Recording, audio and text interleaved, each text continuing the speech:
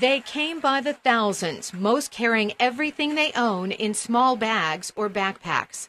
The military led the way for what Sri Lanka's president called the longest ever hostage rescue mission in history. Sri Lanka says the 35,000 civilians fled when soldiers captured a dirt-made rebel fort within a no-fire zone. The government says the rebels used the civilians as human shields, but the rebels blame the government for shelling the safety zone. Now, Sri Lanka's government has given the Tamil Tigers a deadline to surrender or face a final assault on their last enclave. The United Nations estimates that 100,000 more people remain trapped in an area measuring just 20 square kilometers.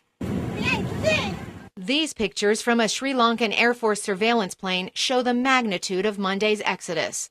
Mark Schneider with the International Crisis Group suggests the next step.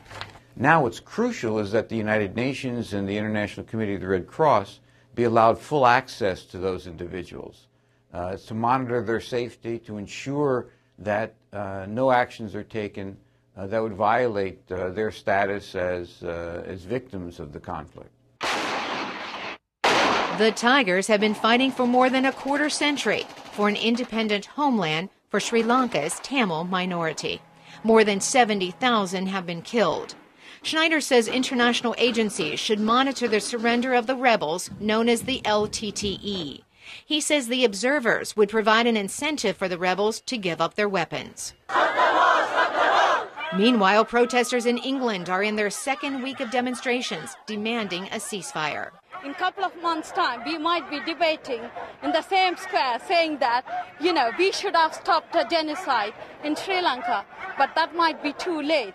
Some say it could be the rebels' last stand, but if the government holds true to its threat of a final assault, experts worry about the civilians left behind. It's quite clear that the LTTE really has lost the war, and the issue now is how do you bring the conflict finally to an end without putting at risk tens of thousands of civilians.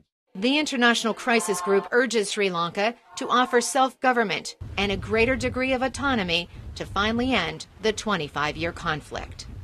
Carolyn Prasuti, VOA News.